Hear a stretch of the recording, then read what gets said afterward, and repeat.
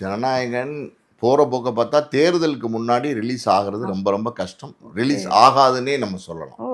ஏன் அப்படின்னா, இந்த பெஞ்சுக்கு வந்து விசாரணைக்கு வந்துச்சு 27ஆம் தேதி ஜனவரி.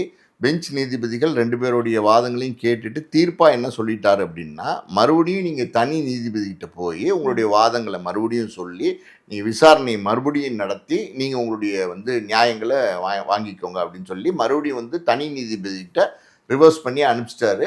So okay. தனி நீதிபதி வந்து இந்த வழக்கு எப்போ வரும் அப்படின்னா, எப்போ வரும்னு யாராலையுமே சொல்ல முடியாது. ம். நீதிமன்றம் மறுபடியும் தனி நீதிபதிகிட்ட இந்த வழக்கு வரணும். So okay. இந்த வழக்கு எப்போ வருங்கிறது யாராலையும் ப்ரெடிக்ட் பண்ண முடியாது.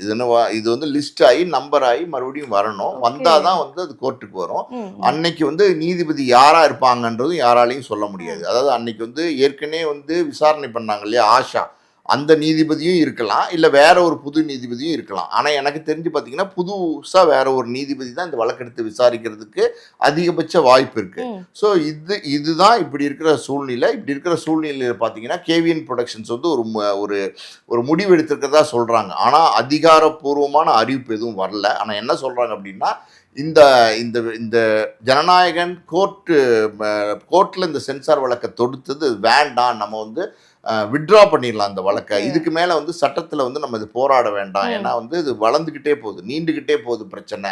இங்கிருந்து அதாவது முதல்ல வந்து தனி நீதிபதிக்கிட்ட வந்துச்சு, அதுக்கப்புறம் பெஞ்சுக்கு வந்துச்சு, அதுக்கப்புறம் பெஞ்சில் வழக்கு நிலுவையில் இருக்கும்போதே பார்த்தீங்கன்னா சுப்ரீம் கோர்ட்டுக்கு போனாங்க. ஆமா. சுப்ரீம் கோர்ட்டில் வந்து சென்சார் போர்டு வந்து கேவியேட் போட்டாங்க. அதுக்கப்புறம் மறுபடியும் சுப்ரீம் கோர்ட் வந்து மெட்ராஸ் ஹைகோர்ட்டுக்கே ரீடைரக்ட் பண்ணி பெஞ்சுக்கே அனுப்பிச்சிருச்சு. பெஞ்சில் விசாரணை முடிஞ்சு தீர்ப்பு சொல்லுவாங்கன்னு பார்த்தா அந்த தீர்ப்பு வந்து தனி நீதிபதிக்கிட்டே போய் விசாரிச்சுக்கணும்னு சொல்லிட்டாங்க.